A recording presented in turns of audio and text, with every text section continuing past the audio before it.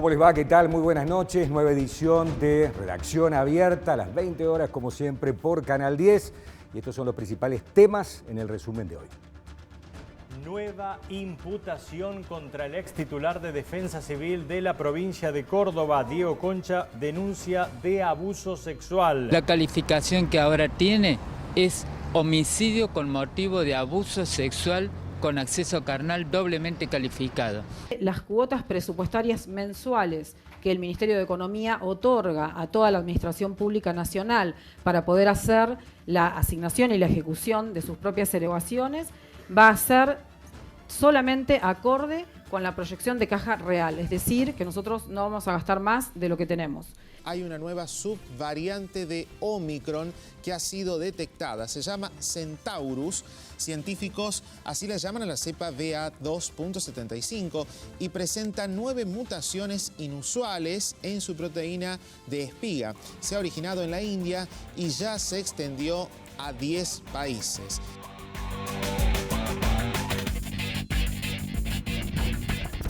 Bueno, algunos de los temas, ¿no? Todas las semanas hay muchísimos temas que tenemos que ir repasando nosotros en esta redacción abierta de los días martes. Voy a presentar a los invitados del día de hoy. Fernando Merino es periodista de La Casa, de Canal Rural, de Mitre. ¿Cómo te va? Muy bien, gracias por la invitación, Beto. Un gustazo. Especialista en temas agropecuarios. Sí, señor, así es. Y vaya que hay temas agropecuarios para conversar. Movidito, siempre está muy movidito el sector. Por la nueva ministra, si bien no hizo muchos anuncios específicos relacionados con el tema, llegó algo de tranquilidad porque no hubo cambios tampoco, ¿no? Que empeoren la situación. Y hay una expectativa hacia adelante, como siempre. Este es un sector que para poder trabajar tiene que mirar varios años hacia adelante y bueno, siempre el tema previsibilidad es una materia pendiente en este país, te diría. Bien. Con lo cual hay que ver cómo sigue todo. Hay que ver cómo continúa, ¿no? Santiago Solans, del diario Carlos Paz, ya es pilar aquí en nuestro programa.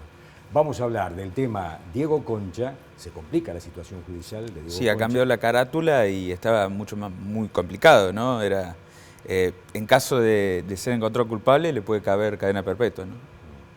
Esto que ha causado un impacto, ¿no? Una persona que uno la vinculaba con el altruismo, metida absolutamente, trabajando en las madrugadas, saliendo en todos los medios de comunicación, y esto que cayó como un baldazo de agua fría, ¿no? Oportunamente, y ahora se va complicando cada vez más la situación de él. Después vamos a dar vuelta a la página y vamos a hablar un poco de cómo se viene la temporada turística para las sierras y para Carlos Paz en particular. Así es, ya bueno, ha comenzado, quedan los distritos más fuertes históricamente, pero ya está en marcha. Nos vamos a poner en contacto con el Puntal de Río Cuarto. Allí está Gonzalo Dalbianco. ¿Cómo te va, Gonzalo? ¿Qué tal? Muy buenas noches.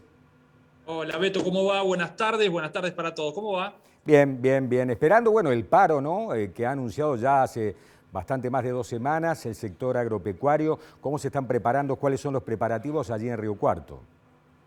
Bueno, mirá, la verdad es que va a ser un paro bastante particular en la provincia de Córdoba, te diría en toda la provincia, porque si bien ayer conocíamos que la Mesa de Enlace Provincial adhería a esta protesta lanzada desde la Mesa de Enlace Nacional, bueno, sabemos que desde hace un tiempo ahí la conexión Córdoba-Mesa de Enlace Nacional no es la mejor, en particular desde el 23 de abril, ¿no? Aquí es el famoso 23A, en donde, bueno, muchos dirigentes del agro cordobés fueron incluso hasta Buenos Aires, a Plaza de Mayo, a manifestarse con los autoconvocados, y la Mesa de Enlace le sacó el cuerpo de alguna manera a esa protesta. Bueno, surgió una serie de diferencias puertas adentro de las entidades, tanto de CRA como de Federación Agraria. Tuvimos ahí muchos episodios de desencuentros entre dirigentes de la provincia de Córdoba y dirigentes nacionales aún de las mismas entidades, y esto un poco va a venir a explicar el por qué de mañana en Córdoba no va a haber tanto ruido como podría haber en otro contexto o a lo mejor algunos meses atrás si esto hubiese ocurrido antes. No es de esperar que haya grandes concentraciones dentro de la provincia de Córdoba.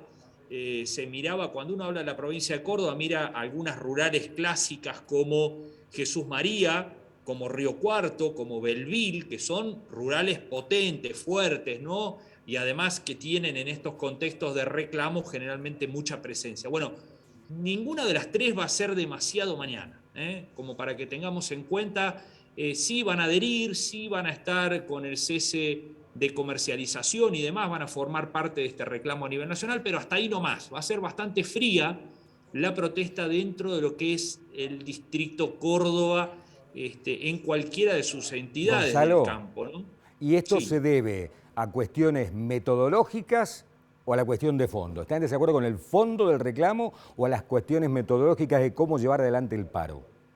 Mirá, no tanto esto último, me parece que han quedado algunas heridas abiertas de aquel 23A, que uno cuando habla con la dirigencia cordobesa del campo te lo cuentan, ¿sí? Ya no hay esa sintonía que había con la mesa de enlace nacional, y esto, bueno, naturalmente no se ha corregido en todo este tiempo, al contrario, se ha metido esa relación en una suerte de freezer, ¿no? De hecho, hubo algunos desencuentros desde fines de abril hasta aquí, varios desencuentros. Bueno, y esto un poco se va a expresar mañana. Recordamos, en el 23A, la Mesa de Enlace Nacional no adhiere a la protesta que surgió de los autoconvocados y de muchas asambleas que se fueron haciendo al interior del país. Y en ese momento la Mesa de Enlace dijo, bueno, el contexto no es el mejor, el país está atravesando un momento, fines de abril, ¿no? Sí. Situémonos allá. El país está pasando un momento, bueno, un tanto delicado, no nos confundamos en este ruido, no nos vamos a sumar, dijo la Mesa de Enlace. Bueno, lo que ahora plantean, habla con los dirigentes cordobeses, este momento de hoy, ¿no es más delicado que el 23 de abril? Posiblemente la respuesta sea que sí. Y ahora hay una protesta y antes no adhirió a la Mesa de Enlace Nacional. Bueno, medio que hay desencuentros de ese tipo, ¿no? Estratégicos, de momento, de lectura de contexto. Digamos que hay mucho desencuentro entre la dirigencia cordobesa, que las distintas entidades que la conforman tienen mucha sintonía entre ellas, pero no hacia arriba con la Mesa de Enlace Nacional. Esto es un poco el cuadro de situación, si se quiere, dirigencial político de lo que es la dirigencia del campo a nivel Córdoba, ¿no? Bien. Te quedás, por favor, vamos a interactuar. Está Fernando Merino aquí en el piso también colega tuyo vinculado al sector agropecuario. Fernando, tu visión con respecto al tema. Bueno, coincido un poco con la postura del colega. Creo que en su momento, digamos, la mesa de enlace hizo una mala lectura de cuáles eran las necesidades reales en ese momento de las bases. Eso generó un choque y, bueno, esas diferencias se siguen manteniendo, ¿no? Básicamente todo lo que son las entidades del interior van a acompañar a la Mesa de Enlace Nacional, pero esa distancia que se generó en ese momento me parece que Ahora, el disparador fue el gasoil, la falta de gasoil, y cuando en Buenos Aires, en un país centralista como el nuestro, llega la noticia de que efectivamente faltaba gasoil, ¿no? Que fue cuando cortaron el ingreso desde Avellaneda a la gente de la policía de la ciudad de Buenos Aires y se generó una enorme cola de kilómetros y kilómetros de autos que intentaban ingresar a Capital Federal, y es como que allí despertaron de que realmente había un problema con el gasoil en Argentina. ¿Ese fue el disparador o es una consecución de cosas, son un montón de cosas que se han ido ocultando? Yo creo que va mucho más allá del tema gasoil. Coincido con vos que muchas veces la percepción que se tiene de la realidad de un país en Buenos Aires no tiene absolutamente nada que ver con la percepción de la Argentina a medida que te vas metiendo cada vez más adentro. Por eso las demandas muchas veces no coinciden en los tiempos. Porque lo que vive un productor agropecuario en la provincia de Buenos Aires, en Córdoba, o en Salta o en San Luis, son muchas veces realidades absolutamente diferentes. Las necesidades son distintas. Hoy hablando en la radio con un economista, Jorge Ingaramo, que también asesora a la gente de campo, me decía, y ojo con lo que va a pasar con el tema de los fertilizantes si faltan dólares, porque esto ya se va a venir y es otro de los temas que puede llegar a estallar. ¿Coincidís con eso? Sí, coincido absolutamente. El 60%, más del 60% de los fertilizantes son importados. Y casi te diría que a favor del país estamos en un momento en donde el campo todavía está tranquilo a nivel productivo, porque estamos pasando lo que es la fina casi en blanco, porque por una cuestión climática, por una cuestión de sequía, la superficie productiva básicamente ha caído. Pero mirando lo que puede llegar a ocurrir con la campaña gruesa, hablando de soja y maíz, que eso empieza de la primavera hacia adelante, si no se destraba este tema de los fertilizantes, ahí vamos a estar en un verdadero problema. El 60% del volumen de fertilizantes que necesita Argentina se importan. Sí. ¿Son algunos en particular o el 60% en general? Muchos formulados, hay muchas plantas en Argentina que terminan produciendo fertilizantes, pero para eso se necesitan formulados. Es básicamente, como para dar un ejemplo y para que la gente lo entienda, como cuando vos fabricás un auto.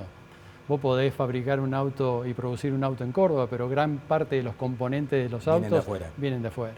O sea que vos, para poder poner un auto a marchar, necesitas que se unan un montón de cosas. O sea, no es una cuestión de patentes, No. sino que es una cuestión de insumos. Es una cuestión de insumos, fundamentalmente. sí señor.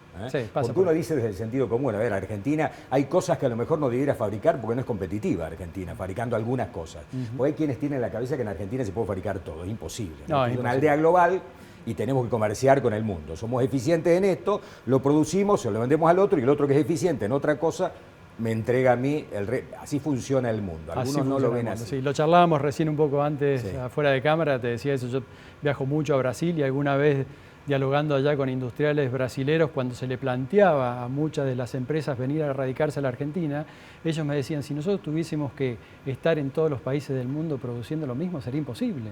Es lo que pasa con los autos, es lo que pasa con los computadores, es lo que pasa con la lógica, con la dinámica del mundo. Por eso uno produce determinadas cosas e importa otras para poder funcionar dentro de la lógica del mundo. Esto es así, ocurre en todos los países del mundo, no solamente en la Argentina, digamos. Nos metemos en el capítulo que ya tocamos alguna vez en alguna de las ediciones de Redacción Abierta, que es el tema biocombustibles. ¿Coincidís, como dice el gobernador, que en caso de que se haya desarrollado la industria y el corte pueda ser mayor, no tendríamos tanto inconveniente con la importación de lo que nos falta? Y, a ver, se incentivó mucho, se habla de lo que es agregado de valor a la producción primaria. Cuando vos pensás en biocombustibles es básicamente eso.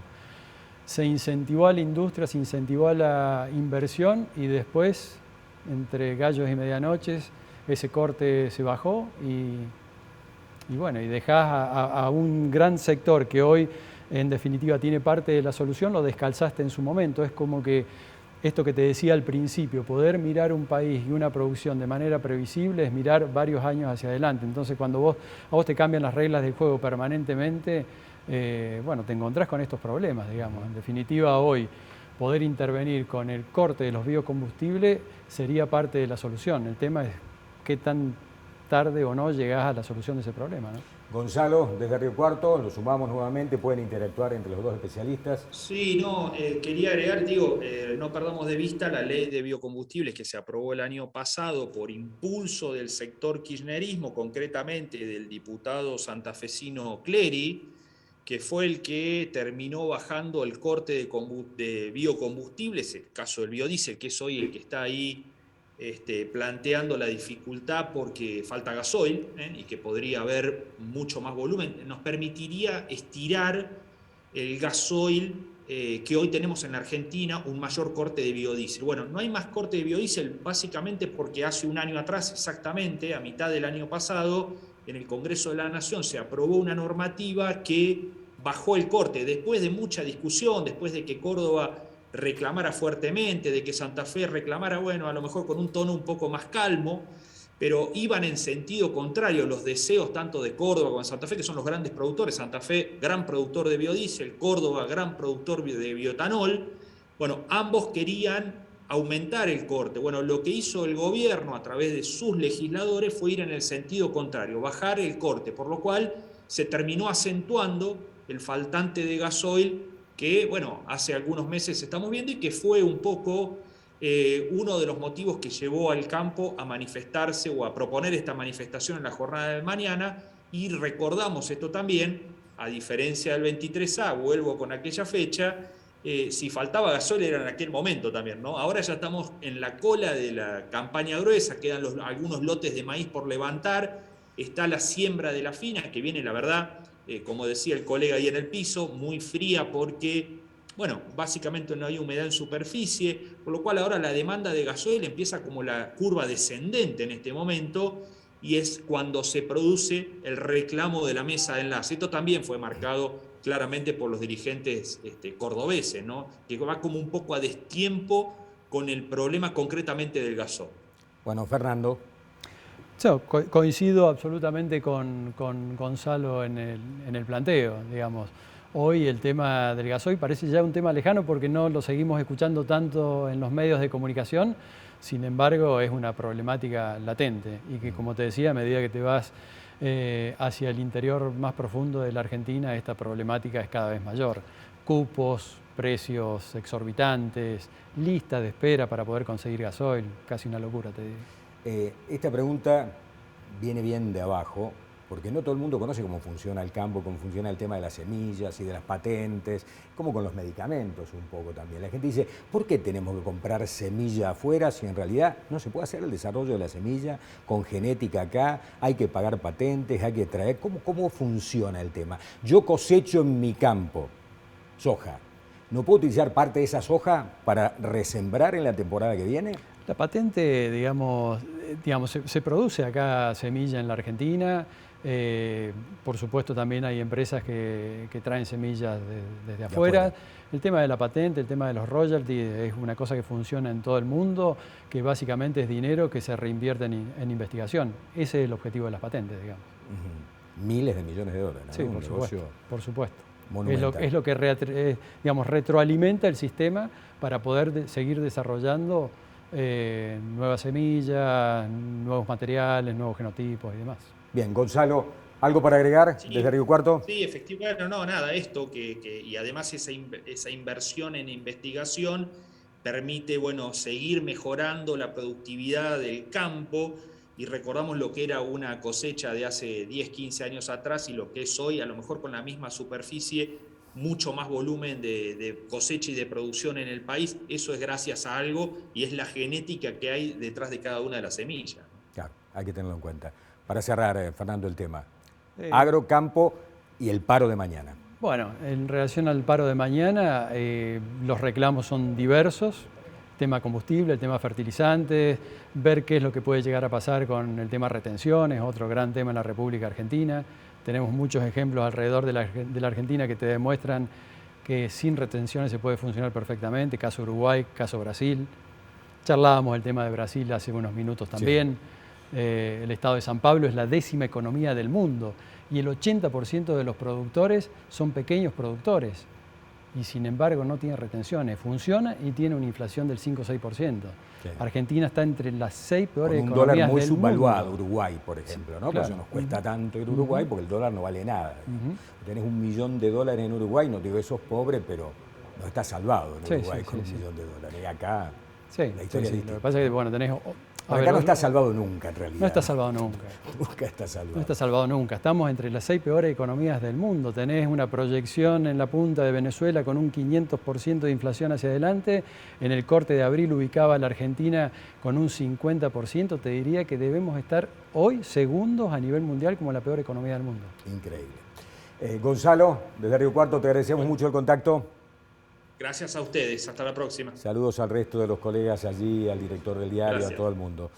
Bueno, nosotros vamos a presentar la próxima nota, el próximo disparador, que tiene que ver con Batakis. Todo el mundo esperaba que Batakis diga, va a haber un octavo dólar. Dólar para que usted vaya y compre. Vamos a crear el salario universal. Vamos a emitir más... Y dijo exactamente todo lo contrario de lo que muchos esperaban que diga. Vamos a ver si esto es parte de un nuevo relato o es parte de la realidad. Va a haber que hacer un seguimiento. Lo presentamos y hablamos un poquito de economía. Yo soy una persona que cree mucho en el equilibrio fiscal, creo en la solvencia del Estado como promotor de la actividad económica y de generación de puestos de trabajo.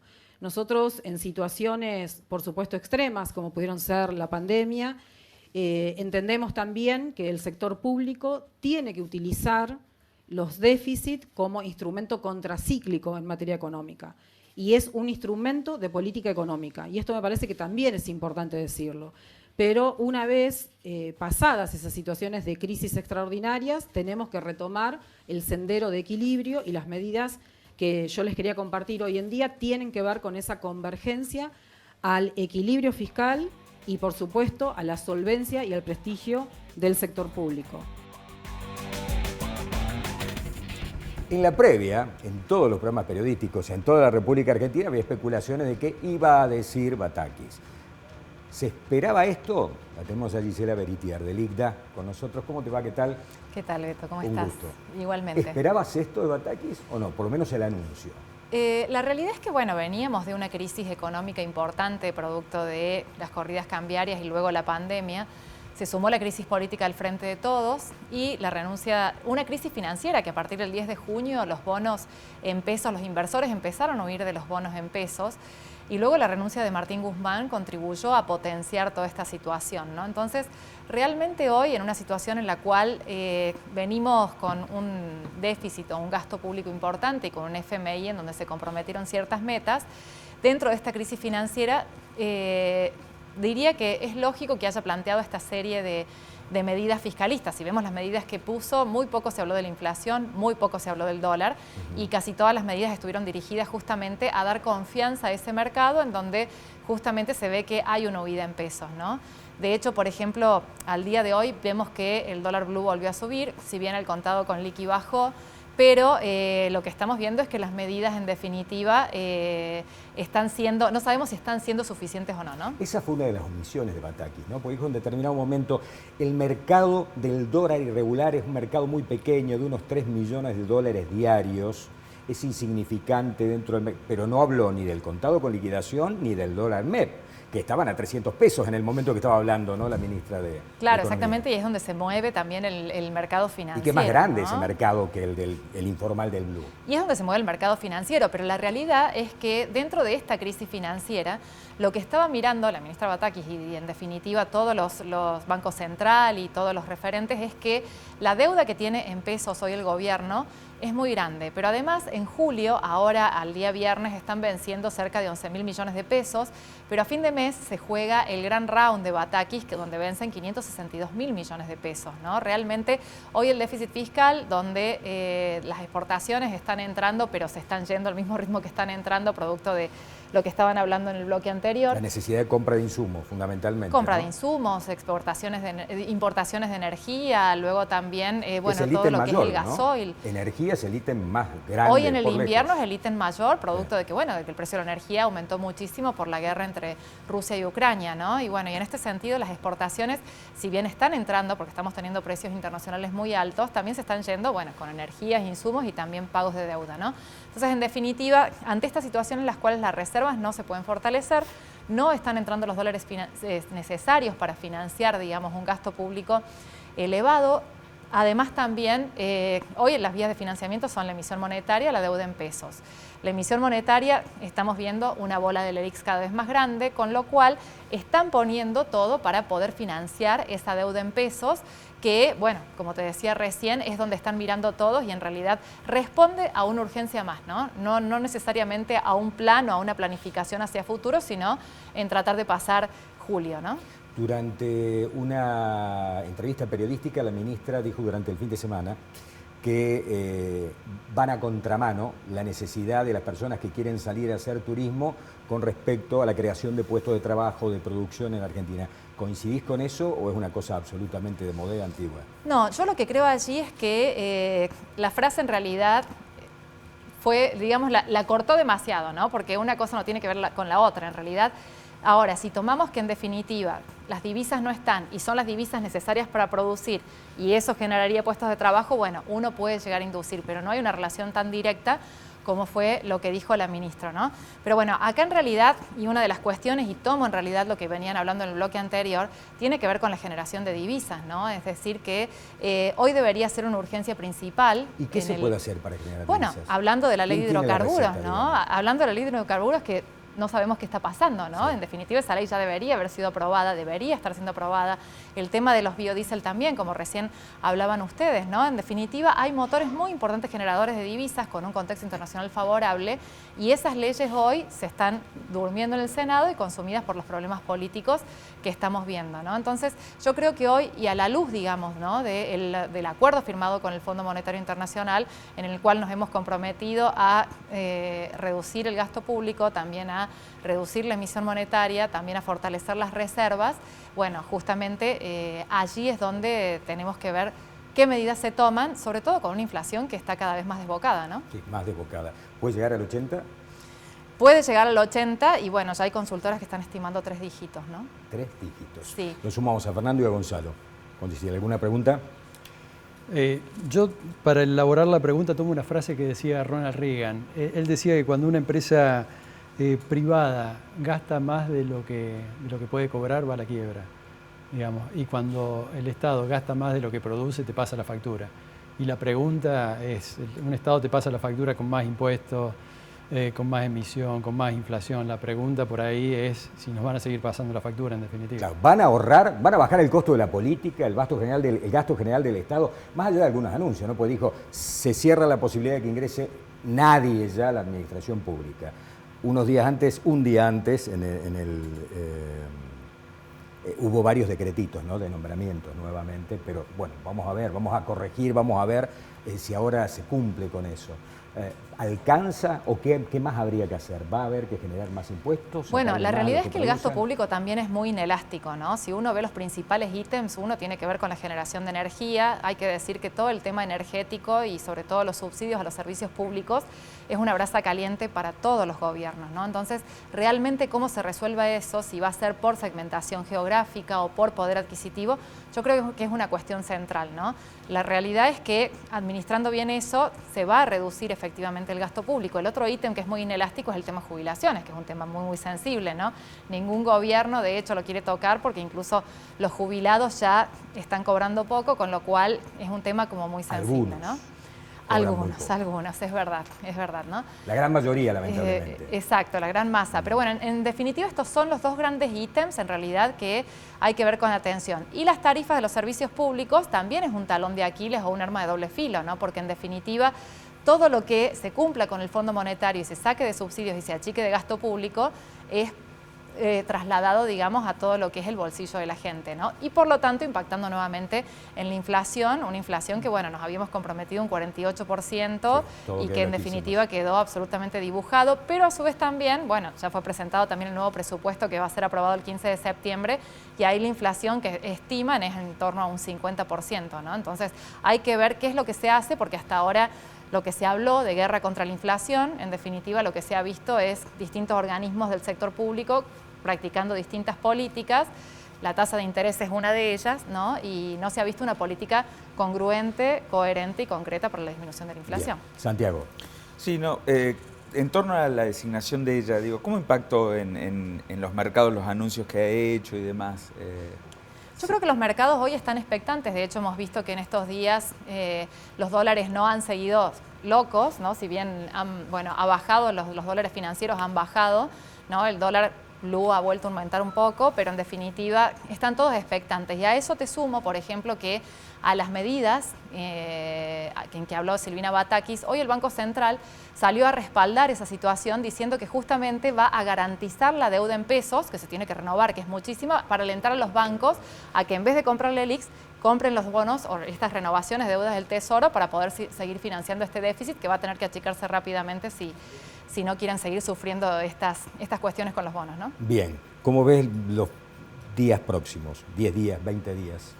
Yo creo que en los próximos días, con este oxígeno, van a tener que sacar medidas concretas tendientes a lo que es la reducción de la inflación y también empezar a decir, bueno, cómo va a ser el manejo del dólar. De todas maneras, con el tema del dólar, habla de que está cómoda con el dólar, lo cual no dice si está atrasado o competitivo, ¿no? Sí. La realidad es que cuando uno mira el tipo de cambio real multilateral del Banco Central, lo que se ve es que el dólar oficial presenta cierto atraso, ¿no? Si uno hace un ejercicio económico de ver cuánto tendría que valer el dólar oficial hoy, remontándonos al 2009, cuando era la plena época de los superávits gemelos, que tenían superávit comercial y superávit fiscal también, el dólar hoy tendría que estar en el orden de los 214 pesos. Eso la verdad es que estamos viendo que el dólar está en 133, con lo cual presenta cierto retraso, pero aún así el gobierno no va a devaluar, de hecho va a preferir poner más cepo antes de una devaluación porque la realidad es que no va a poder resistir una devaluación con el efecto que eso va a tener en la inflación, ¿no? Gisela, muchísimas gracias por haber estado con muchas nosotros, gracias a ustedes, que anden muy bien. Gisela Beritier del ICDA, de la Universidad Católica. Hice algún curso alguna vez, una maestría muy buena. Muy bien. Así que siempre ligados. Bueno, gracias por haber venido. Mucho gusto. Bueno, y nosotros vamos a la primera pausa. Cuando nos reencontremos seguimos hablando de los temas de actualidad de este martes. Ya venimos.